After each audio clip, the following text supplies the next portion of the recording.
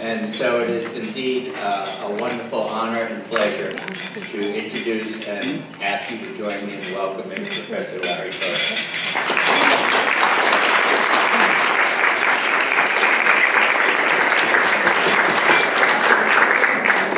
Buenas tardes. How's everybody doing? What a wonderful, enthusiastic group. Let's try that again. Buenas tardes. Buenas tardes. Right, very good. Actually, I should have said Buenas tardes desde Dios. That means may God grant you a nice evening. Okay? Because otherwise, the response would have been Buenas tardes, dijo el diablo para no mencionar a Dios. Good afternoon, said the devil, so he wouldn't have to mention God in the equation. But this is one of the old traditions that we have over here, that we always start with a proper greeting for all the people, and this is an august group. I feel so honored and very humbled to be in such a presence with you this morning. When I was asked by Ernestine if I would come here, I said, ooh, I have so many things to do this time of year, but I thought, no, I have to make time for the Taos Historical Society, because I know very few people who aren't self-serving, who give generously of themselves and to record things because they must never be forgotten. Gracias, Taos Historical Society, for everything that you do. Many blessings to all of you for that. The title of my presentation is called Mis Crismes. Somebody said, that doesn't sound anything like Merry Christmas. I said, no, it isn't Merry Christmas. Mis Crismes means by Christmas tidings. Any of you who are around in the 1950s, 1940s, 1950s would know what the title is, Mis Crismes. It was the time on Christmas morning when children would bundle up and go from house to house, wishing everyone Christmas tidings. And you would be, as we're going to see, treated to all kinds of wonderful goodies. And I thought, this is what it is. It was like our own version of the piñata before there was a piñata in this part of the world. As we come then to the Southwest, we're going to see that Christmas in New Mexico is a very unique experience on so many different levels, and you can't figure out which level you happen to be invited to see. This particular tree is hanging over at my house right now, and I thought, okay, let's start with my house. It's best to start at home because that's where all culture begins, and then it's distributed from there. But for a lot of people who don't know that Christmas in the Southwest, the Yuletide customs in the Southwest, are a blend of many different cultures and traditions. Really? I thought they were all Spanish. No, they're not. I thought they were all Indian. No, they're not. I thought they were all gringo. No, they're not. I said these are generic terms that we use for all of us over here. But really, as you delve deeper into the mysteries of the Southwest, you're going to find out that they come from all kinds of different sources. For example, somebody was asking me, are you going to say anything about Arab culture in the Southwest? I think it was Paul who asked me before as I was setting up my projector this morning. And I said, possibly. Why not? Do you know anybody whose last name might be Salazar, Valencia, Alvarez, Medina, or Cordoba? Spanish? No, Arabic. Look at this. The Moors conquered and occupied Spain from 711 to 1492. 783 years of Muslim rule in Spain were to lead its mark upon the society there. And all of these last names that we think are so terribly Spanish in the Southwest, not at all Moorish, do you see? In fact, the Medina is called the oldest town of any village is called the Medina. And Medina is the second holiest city to the Moors, second to only after Makkah, or Mecca as you'd say in English. And it was to there that it was the Prophet Muhammad that fled in the year 622 in his flight to found the movement. Jewish customs in the Southwest, really? In Christmas time? No way. Unless your name might be Espinosa, Rael, Sosa, or God help us, Torres. Look at this. I thought I was Spanish, and now I'm finding out that maybe I'm crypto-Jew, a secret Jew. I didn't even know it. But look at this. Espinosa is probably the most Catholic family that I can think of in Valdez, New Mexico. Nope, they started it as Jewish families in the Southwest. They are the Crown of Thorns clan. Okay? That's what Espina is. All of those Israels who live in Cuesta, Rael is short for Israel. Again, they had to shorten their names, you see, in many different ways, because they belong to what we call cultures of resistance. and they needed to hide their identity, keep it secret until the time and place when it was okay to bring it out in public. Sosas, like John Philip Sousa, for example, the Sosas, I was invited to Brazil 2 years ago to present to all the Sosas over there and to tell them who they were and where they came from. French, customs of the Southwest. Do you know anybody whose last name might be Marquez or Gurule or Jaques or Archiveque? Actually, I'm not pronouncing those names correctly. Those should be Marquis and Grolet and Jacques and Archevêque. You see? But across the years, they have been Hispanicized so that now all of these, what started out as French names, are considered to be Spanish names in the Southwest, and they all bring their cultures. In fact, when we look for Portuguese people here in New Mexico, you come up with names like Silva, Vargas, Villalobos, properly pronounced as Villalobos, Tafoya, and Brito. All of these things. So with all of these people coming to the Southwest, if you see, it's no wonder that we're kind of confused about what our cultural identity might be. In fact, let me give you a little secret. When Hernando de Coronado came to New Mexico, into this area in 1450, there were exactly 336 men. 336 men and 3 women. What the heck was he thinking? How can you found a nation with only 3 women? Women have been written out of the history books to such an extent that we think that men probably must have asexually reproduced without the help of women. Let me give you another strange fact, guys. Of the 336 men and 3 women who came in 1540 to the Southwest, 227, that is 68% of them, weren't even Spanish. They had all of these names, you see. And so by analyzing the history of last names in the Southwest, by analyzing the face of the boogeyman, by analyzing the face of dances of the Southwest, I've been able to, across 42 years of teaching, to reconstruct the Southwest from a very different perspective, which gives honor and due to all the people who founded and brought all of these customs to the Southwest to what we call a tricultural society. For starters, yes, but it doesn't end at triculture. It goes on and on. Let's start with the ancient ancestors, the abuelos. There was a time in Egypt when there was the Aswan dam was going up, and they were so afraid because it was to cover a pyramid called Abu Simbel. Abu in ancient Arabic, in Moorish Arabic, means ancestor. Abuelo means the little ancestors.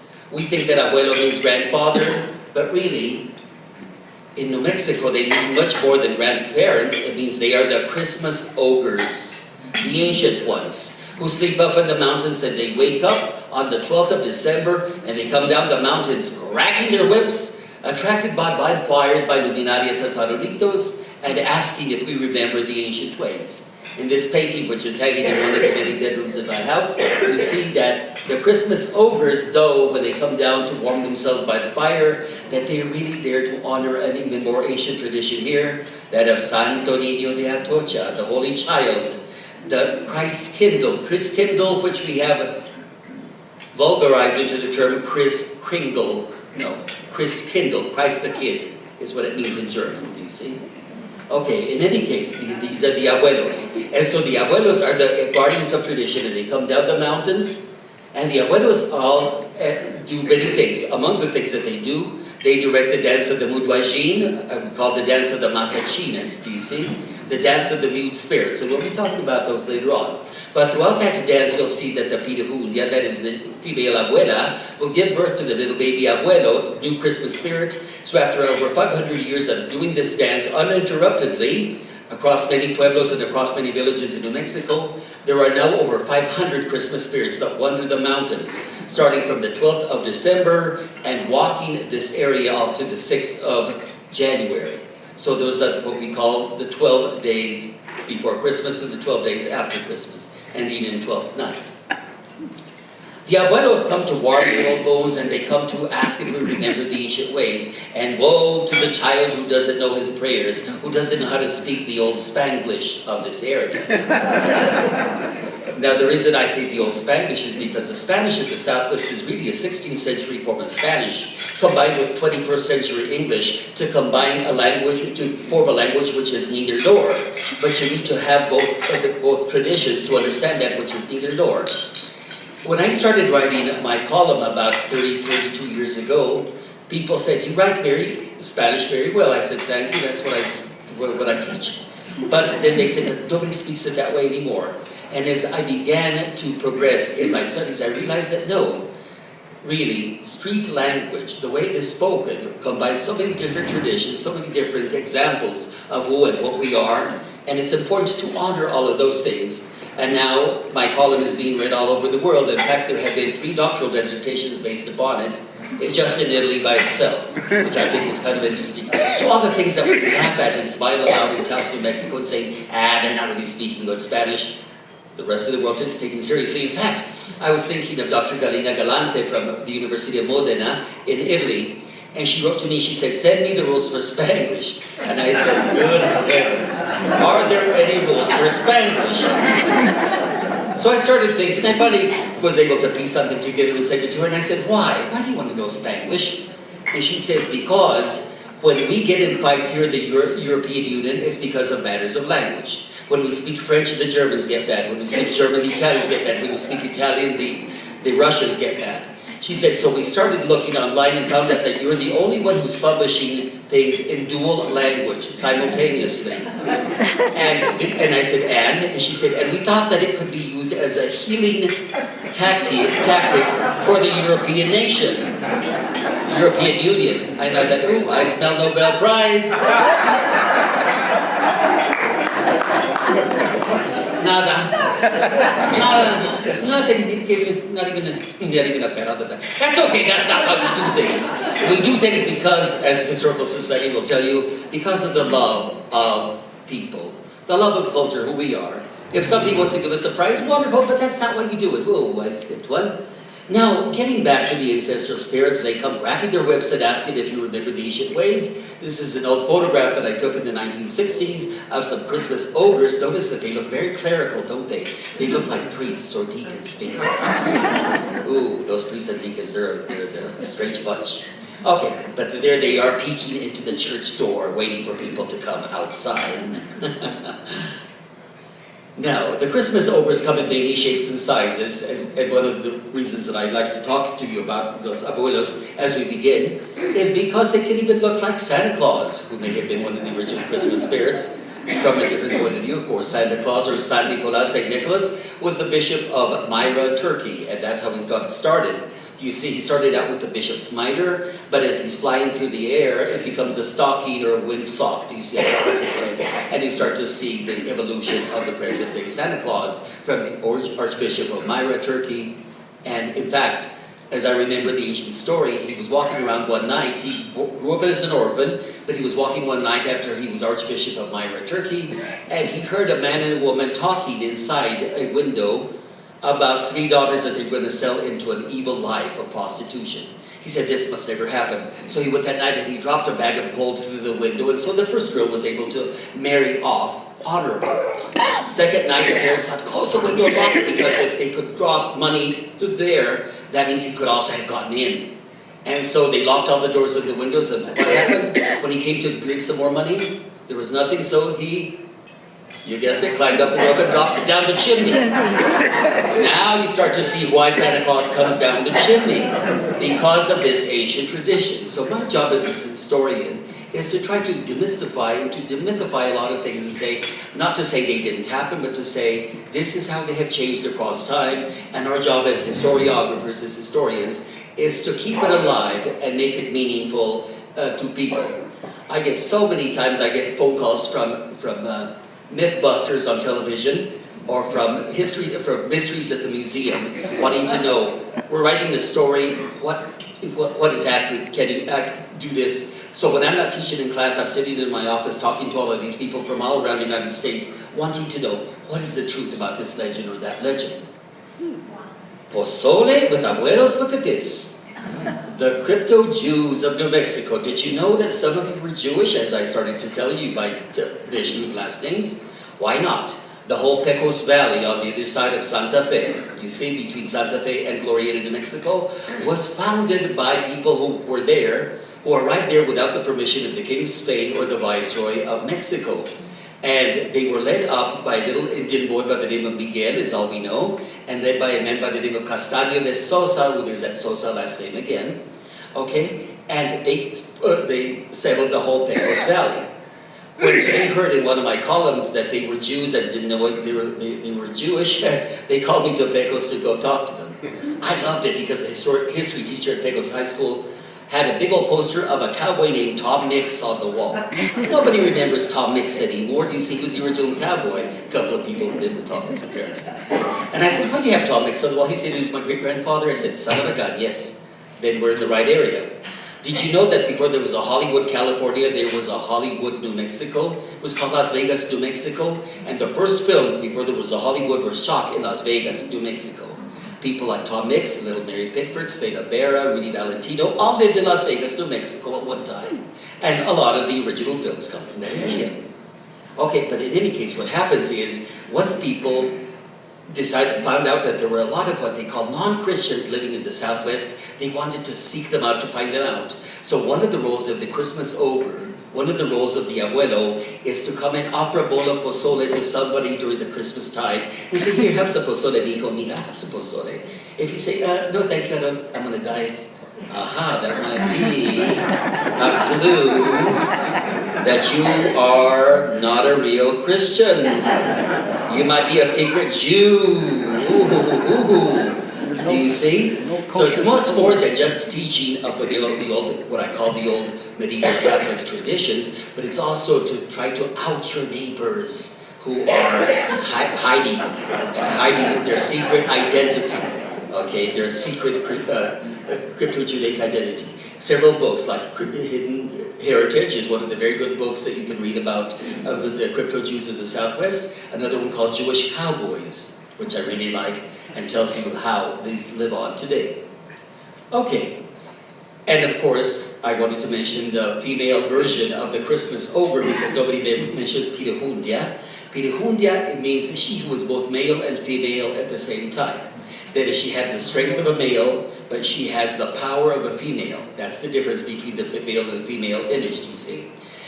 We say the male is strong because we can pick up things because our center of gravity is such that we can pick up heavy objects.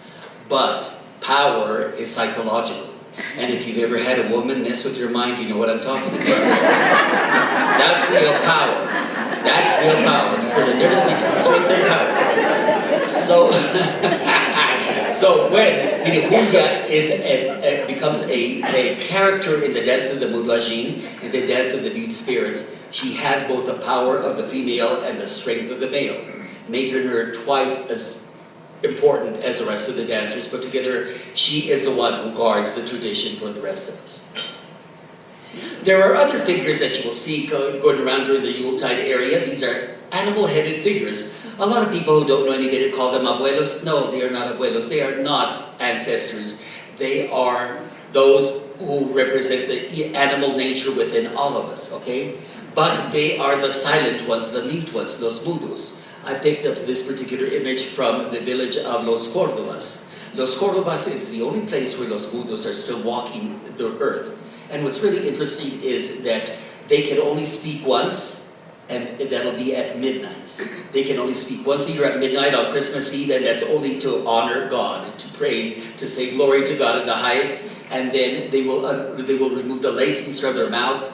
But in the meantime, they walk along the bonfires carrying little crosses, little crucifixes, and chains, dragging the chains of their past sins, of their animal natures. So it's really interesting. I always ask myself, why would somebody invent such a character or such an image, such an effigy?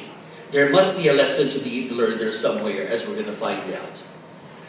The other thing that Los Mudos do is they teach the dances to the new generation, because every new generation has to be taught the new dances and the new forms of music. In fact, in all my classes, I always say to all my people, my students, I say, guys, if you love your children, teach them how to sing. A student who doesn't know how to sing, a student who doesn't know how to dance, also doesn't know how to learn. That's the honest truth. I found out that the students don't know how to honor the liberal arts, don't know the dances, the songs, the tradition. They can't memorize anything. They can't commit things to memory. Nobody does things like this anymore, especially now because we have nasty little things on our hands that go like this back and forth. And our brain is no longer here, it's in the palm of our hands until we leave it in the restroom. Okay, let's move on to the next tradition that we have here in the Southwest. There was something that's strange that happened in Mexico City in 1531. That was a lady appeared on top of a pyramid, and she identified herself as Cuauhtlapil. Cuauhtlapil, yes, that was her name in the old Aztec language, but nobody knew how to pronounce Cuauhtlapil, which means she who steps on the cuatl, on the snake. She who steps on the snake. But people thought, it sounds a lot like Guadalupe. There was an original, in fact, the original Lady of Guadalupe was really the Lady of Montserrat, the dark Madonna of Europe. The Black Madonna of Europe, who was in Barcelona, north of Barcelona, and the mountains of Montserrat was there. But since then, the Mexicans have appropriated the image and called it the Lady of Guadalupe. But really, the people who come from Spain will tell the people of Mexico, that is not Guadalupe. We have the original Guadalupe. Yours is the Maiden of Tepeyac Hill. Okay? So again, that causes a little shift in how we perceive these things. Incidentally, this is my own mother, raise your hand, mother, over here, so they can see you, who's impersonating the Lady of Guadalupe here, and my little brother, Patrick. And what Patrick is wearing over here is the tilma, that is the original tilma that a man by the name of Father Michael O'Brien used to wear. Anybody remember Father Michael O'Brien? He started the Walk of Faith to Peñasco that still continues as those pilgrimage tours. But when Michael O'Brien, Father O'Brien, may he rest in peace, died, he passed away, he was buried in that tilma. So I'm glad that we have a copy of the tilma here to show you now, because that's now no longer visible. In any case, let's tell you a little bit about this apparition of the Lady of Guadalupe. It was in 1531 that the Indian Juan Diego, now Saint Juan Diego, had seen an apparition who told them to go see the Archbishop of Mexico City and to tell him, I need a house built on top of this Tepeyac Hill. But the Archbishop was so hung up on trying to organize and trying to give religion to the Indians of Mexico that he wouldn't listen to what Juan Diego was trying to say, the message of the Lady of Guadalupe. Incidentally, the Lady of Guadalupe here was my sister Lucille, who was here for Thanksgiving. So it's nice to see her here. And what I really liked about the first time that she did it was the first thing when the Lady of Guadalupe appeared on stage, people said, oh look, the Virgin is wearing high heels. People will seize on the darndest thing. Where's the message? No, she's wearing high heels. And what's even worse is somebody said, oh look, she looks like a real virgin. And I thought, the Archbishop doesn't believe the Indian, and of course he demands further proof. So here I am, in the days when I had a lot of hair at DC, as Archbishop over here, and saying, no, go back and tell the Virgin she must create a sign so that I may know what she demands. But the lady sends Juan Diego back to the Archbishop. Incidentally, this particular scene, you see, is shot at Our Lady of Guadalupe Church, right where the image of Guadalupe is, but they put a little towel behind her so that the Virgin could walk up those steps and stand there in front of the altar. So it's kind of neat to see where all of these things were shot. And one of the best things that I probably did this summer was, instead of teaching, as I usually do during the summer, is I said, no, we'll take all of these ancient slides and transfer them so that they can be used in computers from now on. Because much as I like my slides, maybe you guys would like my slides, because really, these old documents are no longer be able to use on computer, but now we have correct images that can be put over here. Look at another Juan Diego. This Juan Diego was Anthony Lujan, the son of Dalio, the likes Dalio, and Martha Lujan, who's still alive, Martha Lujan. But he was the one who was impersonating Juan Diego during this particular presentation, again at the Church of Our Lady of Guadalupe. But he's afraid to return to the Archbishop because he doesn't know what he'll say. Meanwhile, the Archbishop says, hey, I have a couple of page boys over here who can tell me all about it. Incidentally, one of these page boys is a man by the name of Louis Moya. Louis Moya as a little boy. Louis Moya is now the head of our computer programs that we have at UNM-Taos, and so I really enjoy what he's doing. In any case, here you see the rest of the story. Again, you see that finally Juan Diego brings proof to the Archbishop in the form of the image of the lady in the cloak. And so begins the mass conversion of all the Indians of Mexico, of all the native people of Mexico, and then she becomes the patroness of the Americas as Our Lady of Guadalupe, or the Lady of Guadalupe. What's also important is this, guys, because Mexico extended far to the north into what is now called the southwestern states, which used to belong to Mexico, but then became part of the United States by order of the Treaty of Guadalupe Hidalgo of 1848, of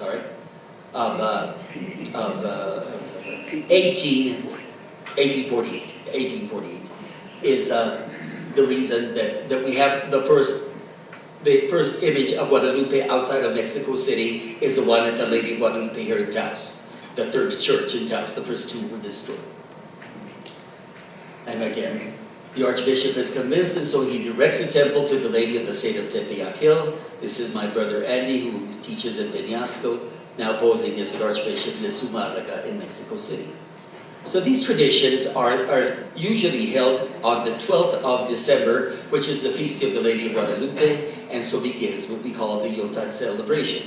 So once the abuelos have come down from the mountain, once Guadalupe has made her appearance, then we can get ready to move forward into other areas. This is what Father Michael O'Brien used to look like. May he rest in peace.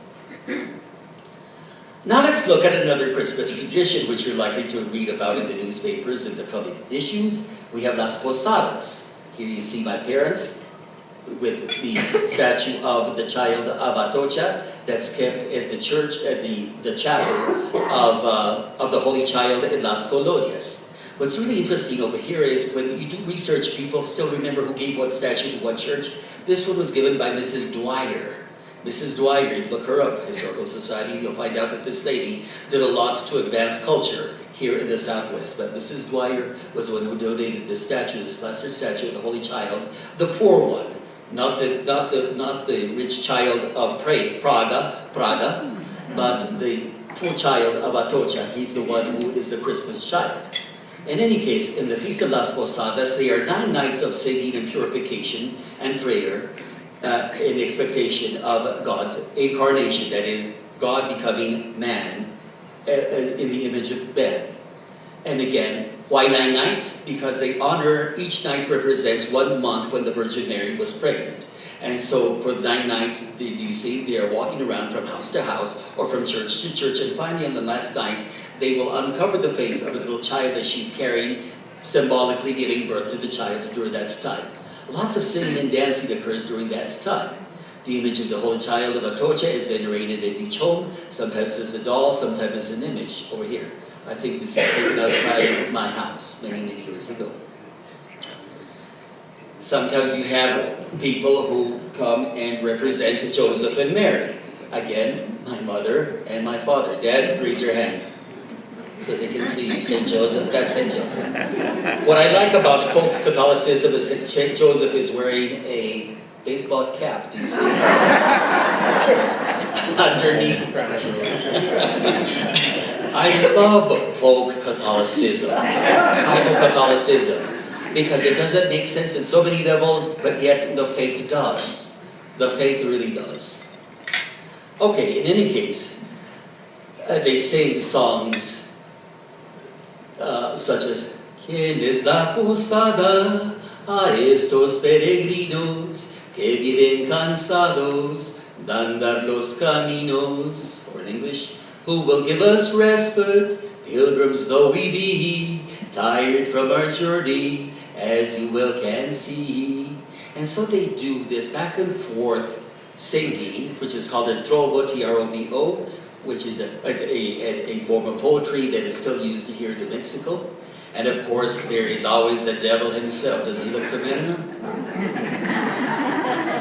I have played the devil more than I have played the Archbishop. Not by choice. I think it was just typecast. Okay. But according to this story, you see that Lucifer, hears that something is going on and he must make his presence known. In fact, there are 3 devils that run in front of those Posadistas. I think only Santa Fe is the only village that still uses this. They are called Satanas, that is Satan, Astucias, which means wild or wily, like Wile E. Coyote, and Lucifer. There are the names of the 3 devils that run across those Posadistas and bar their doors so that the people may not be let inside to honor the Christ child.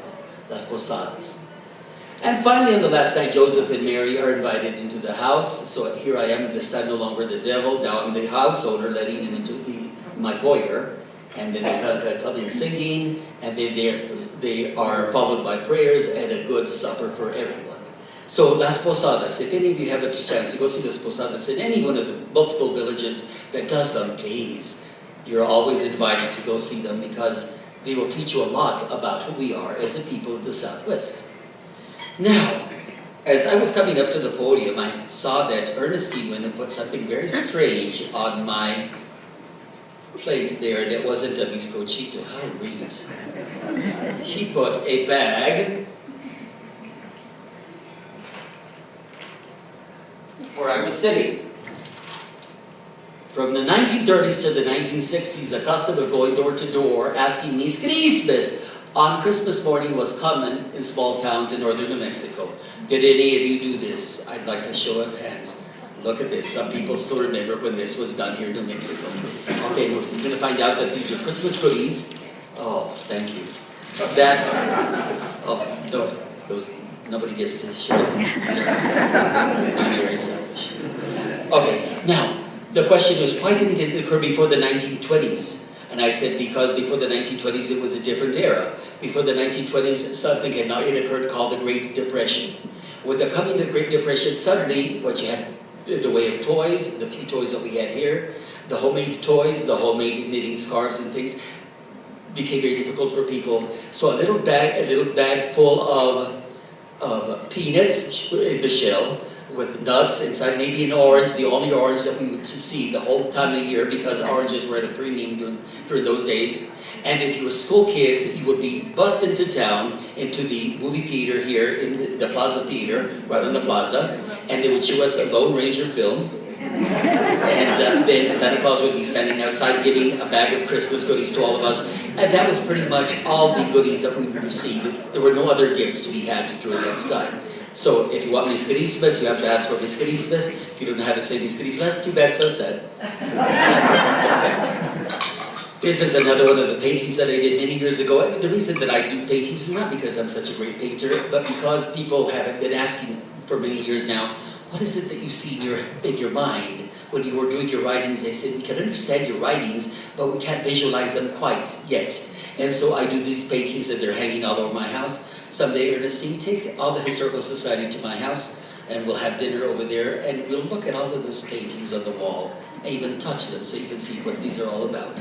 But that's me, the middle one, with my brother Phil, who passed away 27 years ago, may he rest in peace, and my brother Ray, who lent me his mouse today. Okay, now the kids would put on their jackets and their ear warmers and grab empty flour sacks, and they would go across the empty fields dragging their sacks of candy, which is kind of nice, except that when you're dragging a cloth sack full of candy, by the time you get home, all the candy's all stuck together. Okay, all those ribbon candies and all those hard candies are all stuck together, and then you have to peel them off the peanuts and let it come off. But that was a great treat for all of us during that time. And the children would come to the neighbor's door full of anticipation because, they would be eating candy. Before there was a trick-or-treat tradition in the Southwest, there was a tradition of going house to house asking for goodies, but on Christmas morning and small masks, no masks, okay, during that time. But was this the oldest tradition? No, far from it. But let's look at this again. Oh, there you are again, Mother. Whenever they yelled Mis Crismes at the door, the owners would come out and give them treats, okay? And here's my mother coming out to give treats to the people who come out. There would be oranges, apples, walnuts, peanuts, and hard candy were traditional treats given after the 1920s in the Southwest. Now, before this time, there was an earlier tradition called Los Oremos. Now, you would go over to the doors and you would recite an ancient poem. And the poem was this. Oremos, oremos, angelitos senos. Not somos, but senos. Del cielo venimos a pedir, oremos. Si no nos dan, oremos, puertas y ventanas quebraremos. We come forth from heaven as angels to pray. We ask for some goodies from your home today.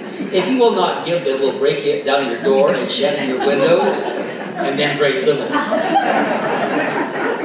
That's my translation of Los Oremos, okay? So again, before there was Crismes and before there was trick-or-treat or Halloween, it was called Los Oremos. And the kids in those days were given bizcochitos or maybe empanaditas, little homemade meat pies were very good. In those days there was no big stores to give us the candy or the peanuts even here. So bizcochitos, again, my mother was baking one day and I thought, let me take a picture. I always take pictures of everything my mother bakes because I'll never do it, do you see? And it's so much easier to show the picture than to bring it to class. Okay, now, before that time, now we're reaching back to the 1800s, we're reaching to the time of the Civil War. There was an even earlier tradition of mumming, coming to the door and asking for goods. Okay? In the last decades of the 1800s, the custom of the Christmas trees was celebrating the Feast of the Three Kings on the 6th of January. And it was called Los Aguinaldos. You still come to the door, but you do Christmas on the 6th of January rather than on the 23rd of December. The verse would be sung at the door of the homes before the kids were given any of the Christmas candy or the Christmas goodies. Los Aguinaldos would be a song that went like this. Menos aguinaldos, menos aguinaldos, si nos han de dar. Que la noche es fría, tenemos que andar. Que la noche es fría, tenemos que andar. Your grandparents would have recognized that melody, do you see? Some of you would have recognized that one. Jim, I see your hand up. I have a question. Is that a holiday that still happens in Mexico? I'm sorry, which one? Is that the same holiday that happens for King's Day in Mexico on January 6th? They do, but it's a little different from the one in Mexico, but the day is accurate. And in a minute, we're going to be talking about the Feast of the Three Kings, and you can see exactly how they build with the ones in Mexico. Absolutely. Now, let's look at the evolution of the stairs cookie. And you thought I was somebody else. No. Okay. Bizcochitos are crisp anise cookies. Again, you have to remember that the word bizcochito, the word bis with an S, not a Z, despite what the legislature said. Bis, B-I-S, for those of you who know music, means repeat this musical score twice. That's what B-I-S means. Repeat this score twice. Coch means cooked, twice cooked. Why are these called twice cooked cookies? Because you have to make them, pull them out right before they're done, and then you sprinkle either alcohol or wine on them. Do you see it? And then shove them back into the oven. Okay? So that's why they are called the twice cooked cookies. Same origin of the word biscotti in Italian, same origin of the word biscuit in London. Okay? So the word bizcochitos. But was a bizcochito the original cookie? No, not at all. Your parents would have recognized these as bollos or bollitos. Bollitos is kind of like the bizcochito, except it's a little bit more spongy. The bizcochito tends to be more crispy, and the bizcochito from southern New Mexico is completely different from the bizcochitos of northern New Mexico. But if you look at the bollito, they were more like popovers, or a little bit more like muffins before that. Before them came an even earlier cookie, and the earlier cookie was called a puche. Puche, which I have seen sometimes in old recipe books, were hard cookies that were soaked in a cream. The cream was natillas, or what you call floating islands, I think is the English name for them. But it is a kind of a tapioca pudding sprinkled with all kinds of bizcochito, with all kinds of cookie bits, but they're called those puches. I think I still have a recipe somewhere for you. Now let's go on to another play called the shepherd's play, called Los Pastores. Now in Los Pastores, again, you have the traditional story. Here you have the old Seco church, the hermit, and a bunch of shepherds are out waiting in the fields late at night when the evil one, who looks strangely like me, is over here. In fact, I should have brought my pitchfork. It's still hanging by my fireplace. Okay. So some shepherds are out tending their flocks one night when they heard some angels proclaim the good news that Jesus had been born in Bethlehem. Bethlehem. Anybody who speak Hebrew here? The word Bet means house. Lechem, bread. Bethlehem, house of bread. Becomes very symbolic, do you see, that Jesus would be born in the house of bread. Really? Then what does Elizabeth mean? Eli means house. Bread, Bet means house. So the house of God, Elizabeth. So whenever I teach my class in linguistics, we do word analysis. I sit around all day long and analyze words in different languages for the students so that they can make more sense of what is bothering them. Because I think that the reason a lot of their students drop out of school is because there's nobody there anymore who can unmask these things for them. Teach them the how of learning, not the what. What you can learn from any textbook. The how is a process by which you have to be renewed, that it must be renewed every day. Oh, there he is again. That nasty character. But Lucifer, that would be again, has heard the good news that he decides to go confuse the shepherds so that they will not go to see the Jesus in the house of bread. He says, ay, infiernos, que tirano me has puesto en penas tan cruel. Ay, mira, qué pena me has puesto en Lucifer. By all pandemonium, the tortures of hell, I, Lucifer, suffer the torments as well. I call my dominions, dark hell, forth to rise, as I battle mankind, deceiving with lies. I still like to play it. It came so natural. Okay. This particular one, look at this. This is long before the Arroyo Hondo Church was renovated, and we shot at this particular scene. Here is Lucifer coming to tempt the holy hermit to go and take the sleeping Hila, the only girl shepherdess, and make her his bride. And of course, he's got to deceive him. And he says he comes to tempt the hermit to steal away the ancient shepherdess Hila. I couldn't in those days read any kind of music, but mercifully there was a lady by the name of Mary Frances Aragon who was head of the music industry for the Archdiocese of Santa Fe, and she was able to help me reconstruct a lot of these folk plays that had already disappeared since the times of Don Juan Tenorio in the 1910s and 1920s here in Taos. Mercifully, I still have those manuscripts in my file. I always tell people, and people only knew what I had in my file. What I have outside the house is nice, but what I have in file is just incredible because some of these manuscripts, 400-year-old manuscripts. In fact, I was kind of surprised one day when I was sitting in my office and I received a congregation of 4 representatives from Taos Pueblo, and they brought a deerskin pouch to my office and they said, "Do you read medieval Spanish or medieval, what do you call this, calligraphy?" And I said, "Sure." And when I looked at it, it was dated, get this, 1689. Wow. And I said, holy schmeckers, we're talking about the Pueblo Revolt of 1680, do you see? And there are no documents dealing that far. So I said, let me have them. I made a copy and I said, put these back in the pouch, never touch them with your hands. I said, because these are ancient documents and must not be treated, it must be treated with respect. So using my working documents, I was able to reconstruct the Pueblo Revolt of 1680 from a different perspective, from one that was actually written 9 years after the revolt, right there. So it's kind of neat to see that people say, will you publish this? And I said, no, it is not mine to publish. It is theirs. If they want to do it, they can. My job is just to interpret and to tell them what it says.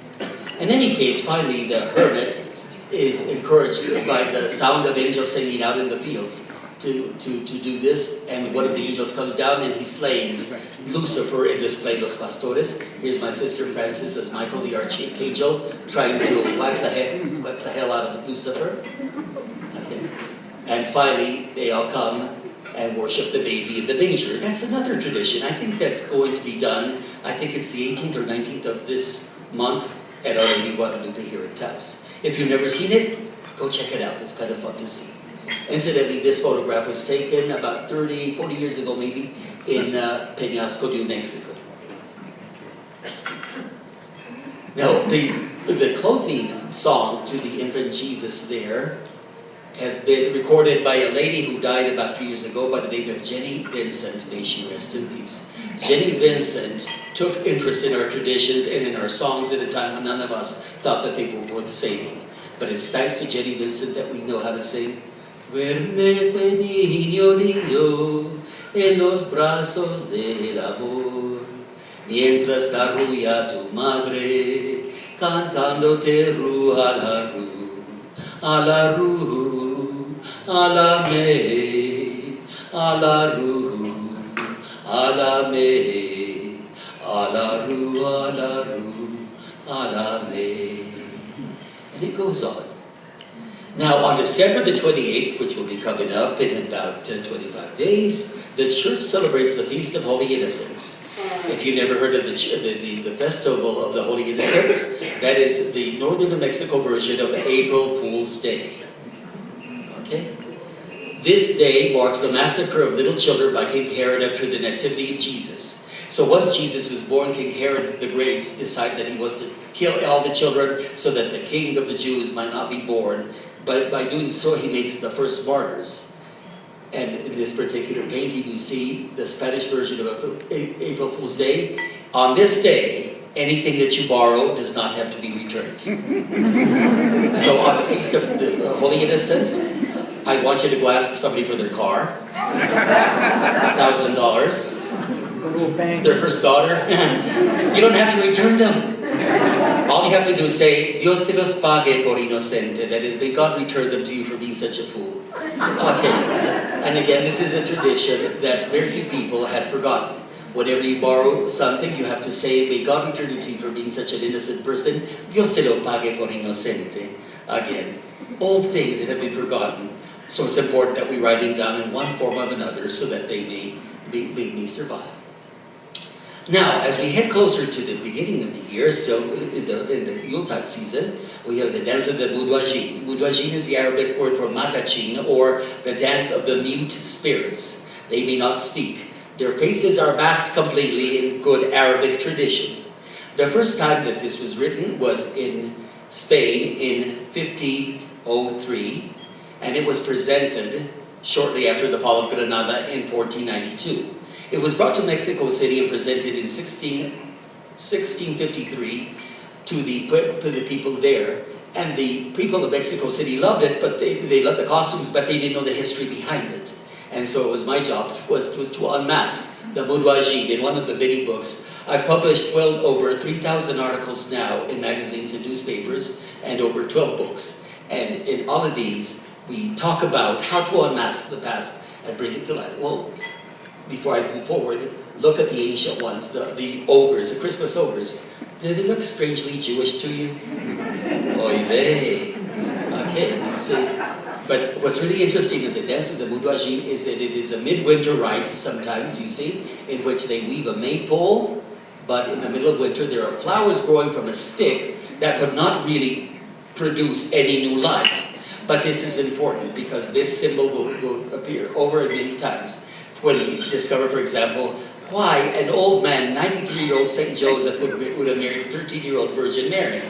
And again, that's number one, to explain her virginity, which is not found anywhere in the Bible. Or number two, to explain why she remained a virgin. Well, he was 93. He wasn't interested in having more kids, you see. Little things like this. So these symbols become there. Matachines reenacts the conquest of the Moors by the Christians in 1492. That's basically what it talks about.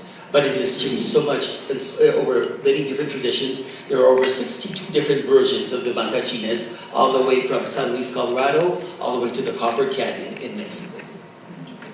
This is what they look like here in Taos. Again, notice that the minors look pretty much like bishops' caps. That's a bishop's mitre. Okay? Matachines is done by both native and Europeans. It's one of the few dances that is shared by both cultures here in northern New Mexico. Again, they carry the palma. The palma is a three-pronged wand that you see here, which says that God is one and three at the same time. He's the Father, He's the Son, He's the Holy Spirit, but they all come together at the bottom point, which means but they are inseparable at the same time. So a lot of the mystic symbolism is involved in the things that go on during this time of year. You also have a Minotaurian character, that is a man-bull who must come and dance with them. The toro, okay? Here I think, I can't remember this boy's name, it'll come to me in just a sec, but in any case he decided to be the man-bull during that time. But during the whole part of the dance, the bull is challenging the dancers to stop what they are doing. There are 12 dancers which can stand for either the 12 bishops of Rome, that is the 12 apostles, or they can still stand for the 12 months of the year, or maybe for the different seasons. You see, depending on the interpretation, you can give it a whole different meaning each time. But in any case, during the highlight of the dance, the bull must be felled and he must be castrated. And once he is castrated, the abuela, the female ogre, will go into labor and produce a little baby abuelo in the middle of the dance. Sometimes it's just a troll doll, sometimes it's a real live dog. But it's kind of neat to see that these things still happen. The princess that you see dancing to the dance of the Matachines, the Matachines, is called Malinche or Malintzin. Malintzin means the interpreter. She was the interpreter for Hernán Cortés in Mexico City. And she spoke Aztec, and she spoke her own Nahuatl, and she spoke Spanish to the extent that she became the mistress of the first bed in Mexico there. But tradition says that later on, when he left back to Spain with all her gold, she was angry, so she stabbed her child and threw him into the middle of the lake. When she goes up to heaven, St. Peter says, ¿Dónde están tus hijos? Where are your children? Los he dejado al filo del agua. I left them at the edge of the water. Cursed be thou, lady. Now you must return and haunt the waterways until you can find your children. So Malinche becomes what? La Llorona. You see, La Llorona. So any mother who loses her child becomes La Llorona. So the Virgin Mary, another one of the enigmas of the Southwest during this time of year, loses the Christ child at the age of 13 in the Temple of Jerusalem. And he says, did you not know, she says, that your father and I have been looking for you. He says, Mother, did you not know I had to be about my father's business? Do you see? So there you see, Llorona is the Virgin Mary, Llorona is Malinche. Llorona is such an international character because she exists in many different levels. When we talk about the tears of the weeping Madonna, somebody says, that must be the rain. And I said, no, the rain is the tears of the sky god. The tears of Mother Earth, of the Earth Mother, that would be morning dew. So whenever you go to a place where the grass is wet, where the fields are wet, that means that the Madonna has passed by, La Llorona has passed by, Malinche has passed by, or the Virgin Mary has passed by, weeping over her child, you see? So that makes her very, very international. And of course the king of them all is called Monarca, at Taos Pueblo they call him Monanca. Both of them are variations of the French monarch, which means my lord. My lord, monarch, is what it means in French. So for those of you who thought that we didn't have French traditions, oh yeah, we have them all over the Southwest. And this is a new modern version of what the ogres might look like, hiding in my bedroom. Now instead of castrating the bull with a knife, they use a power saw. You see, you've got a power saw. And it makes it more painful to watch, but it's kind of fun. Okay. And I love it when I can teach these traditions to the kids and they really get into them.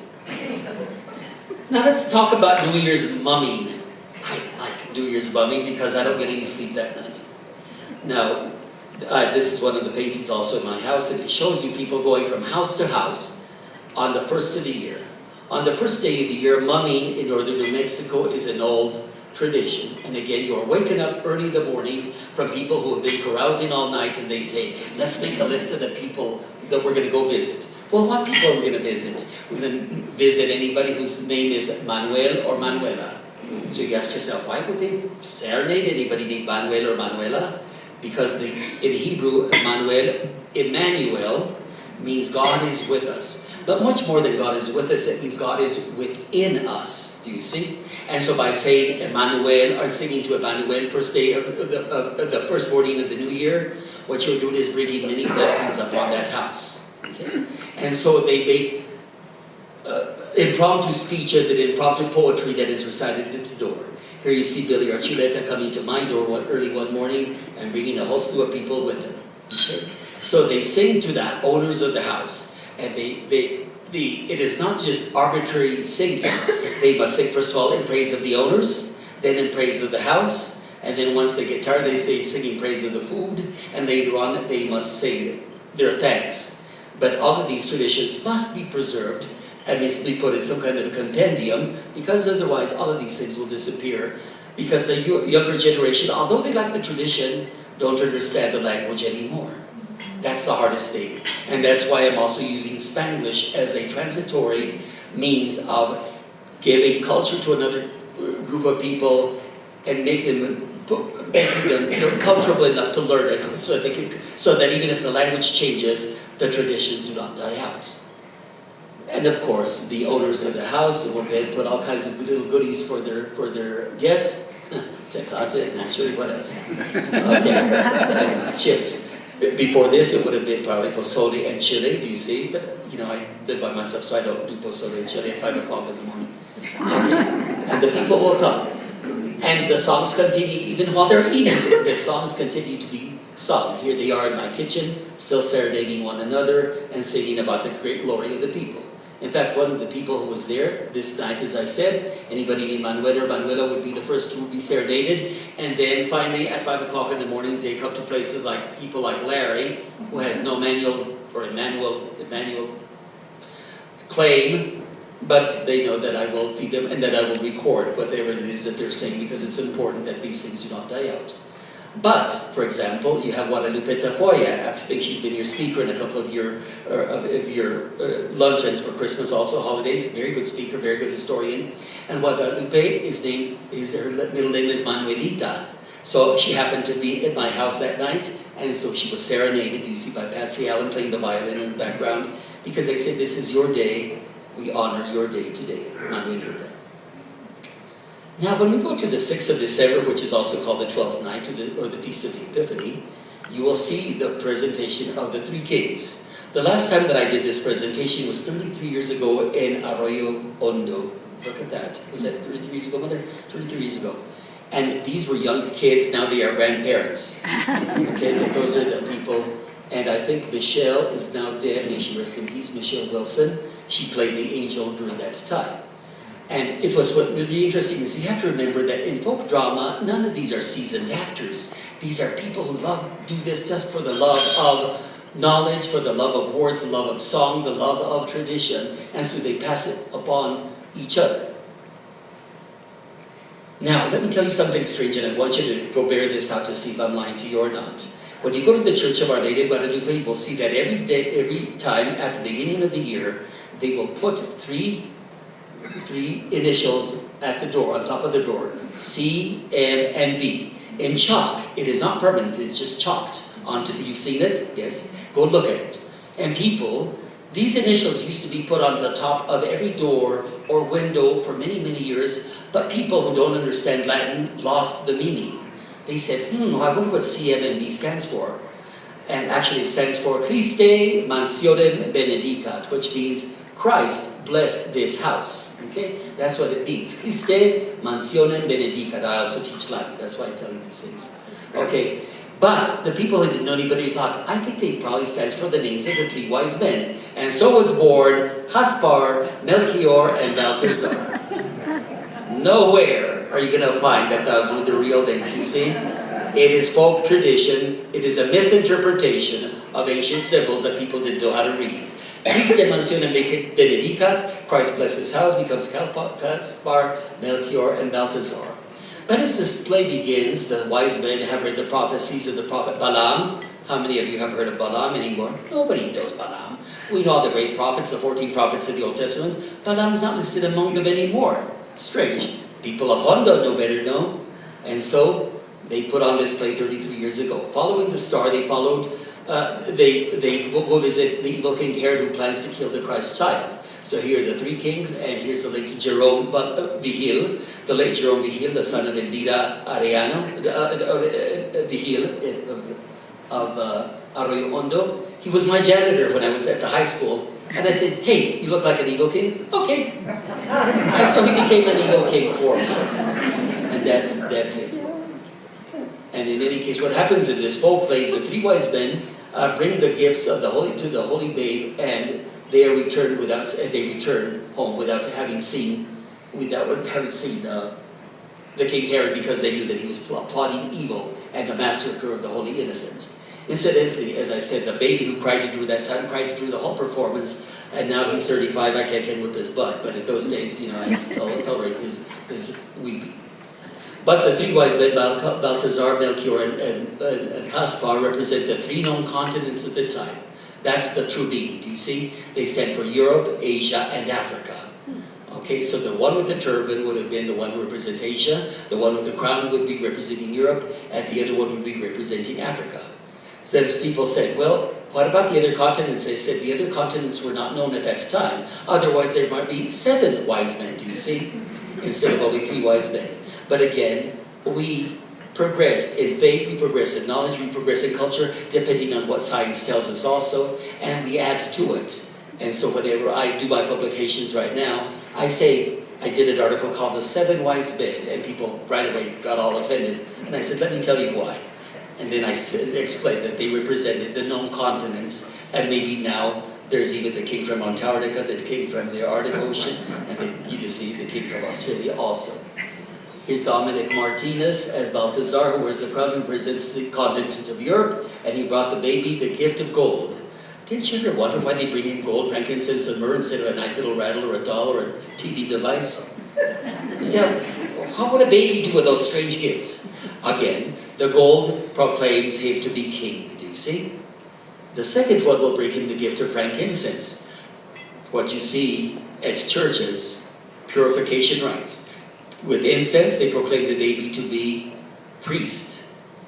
And the third gift is a gift of myrrh, which proclaims him to be prophet. So priest, king, and prophet. Whenever you go to a baptismal ceremony, you'll see that the presider will anoint the baby, or even the older person, and say, you are now anointed as priest, king, and prophet. So that's the meaning, the true meaning of the gifts of the 3 wise men in those ancient plays. And here you see the late Teddy Padilla, who's now dead, and I think Rosemary's also gone now. But they represent the mothers who were mourning over the death of their holy children as they were being massacred right before the eyes of the very people there in Arroyo 33 years ago. So the people not only know what they're talking about, they live what they are talking about, and they memorize in their hearts a lot of things that they needed to know. And then you have those who come from the outside. You like this guy? I like Jean-Baptiste Lamy, the first Archbishop of Santa Fe. I portrayed him on stage over 200 times. Somebody asked me once, I think it was for Time magazine, do you like him? I said, no.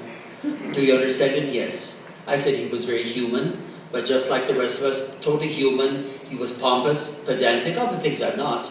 And, and he tried to Frenchify New Mexico. Frenchify New Mexico? Yes. He brought in his own stuff because he thought that our culture was too, he said it is not Renaissance culture, is what he says. Okay? In fact, he even offered to excommunicate Padre Martinez. People have said that's just a myth, and I said, no, you want to see the original? I have the original excommunication in my office. See it sometime. It's fascinating to see how we excommunicate Padre Martinez. Padre Martinez of Taos, the ugly statue that you see in the middle of the plaza, you see, he was being groomed to be the first bishop of New Mexico. But because we had just fought the Mexican-American War in 1846, they didn't want any Mexicans on this side, and so therefore Padre Martinez was not made the first Archbishop of New Mexico, so they brought us a Frenchie from Ohio. Okay? In any case, but let me tell you one more thing. Again, tongue-in-cheek when I call him the ugly man, I admire Padre Martinez more than anybody else. He's wonderful.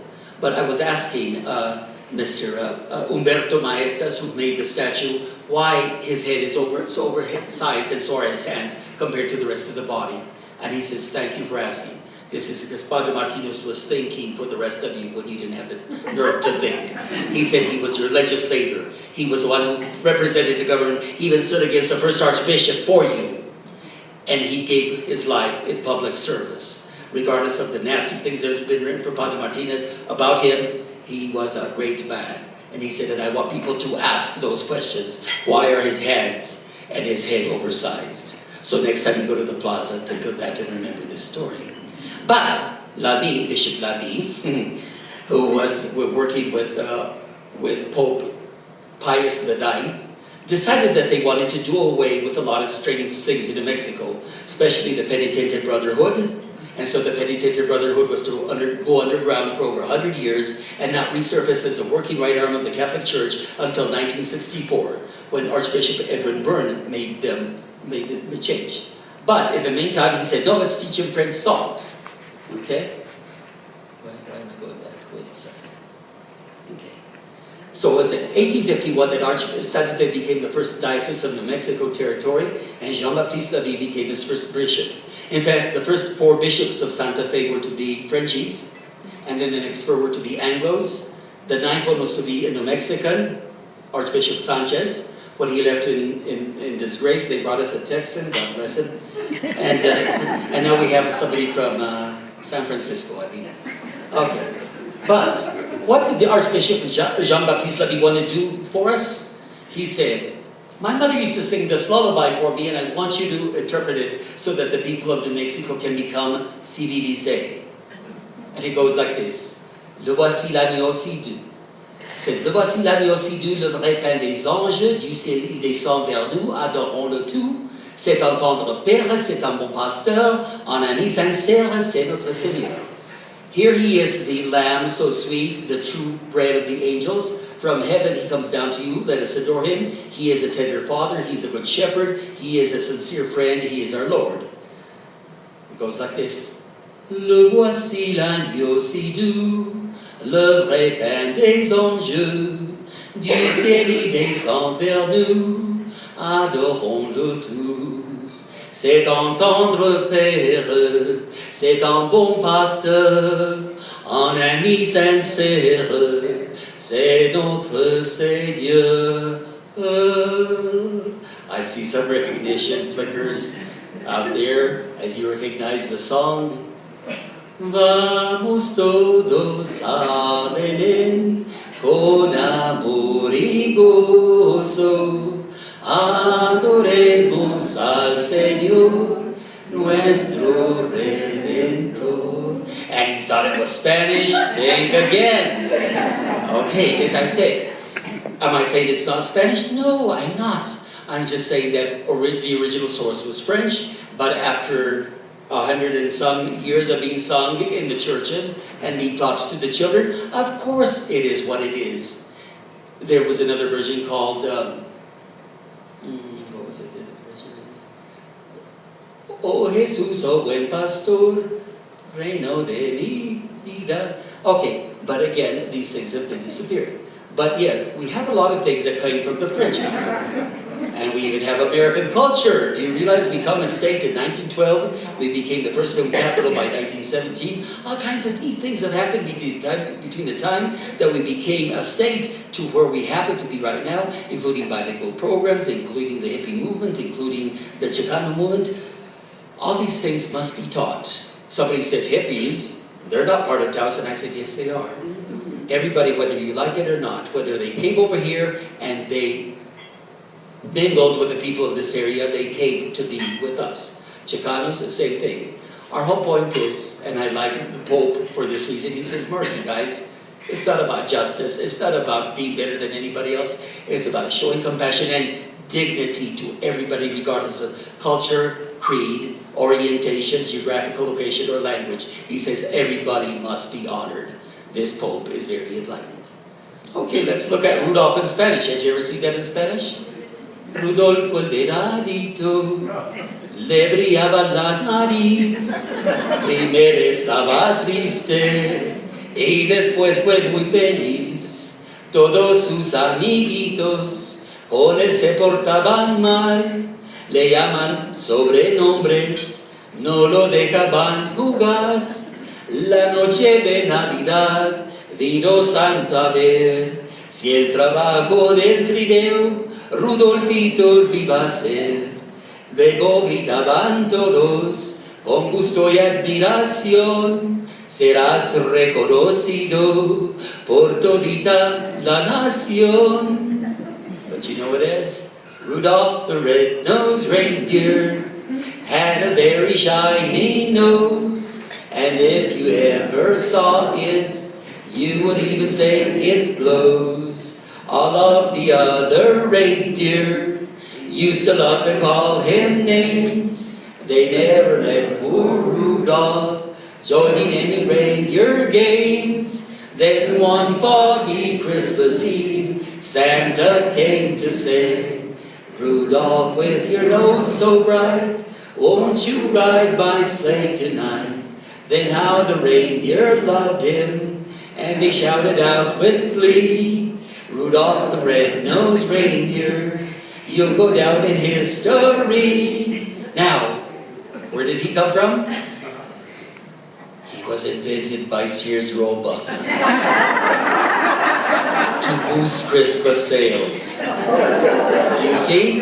Dasher, Dancer, Prancer, Vixen, Comet, Cupid, Donner, Blitzen had been written in England, but they needed somebody else to boost Christmas sales, and so he does. Incidentally, when we talk about Santa Claus, we have to remember, I already said that he was the wealthy Archbishop of Myra, Turkey, who started out as an orphan and ended up as Archbishop. But he was also combined with the old traditions of Thor, who was a god of thunder, and who always dressed in red. In fact, they'd say, speak of the red when he appears, turned into the proverb, speak of the devil and he appears. But you see, Thor was a god of thunder and lightning. He would go through the sky, drawing a chariot drawn by goats. Wheelbarrow drawn by goats became sleigh drawn by reindeers across time, the vagaries of time, you see. And so we forget how the Santa Claus cap came to be. But then Rudolph over here. Incidentally, Santa Claus as a fat old man was invented by Coca-Cola Bottling Company.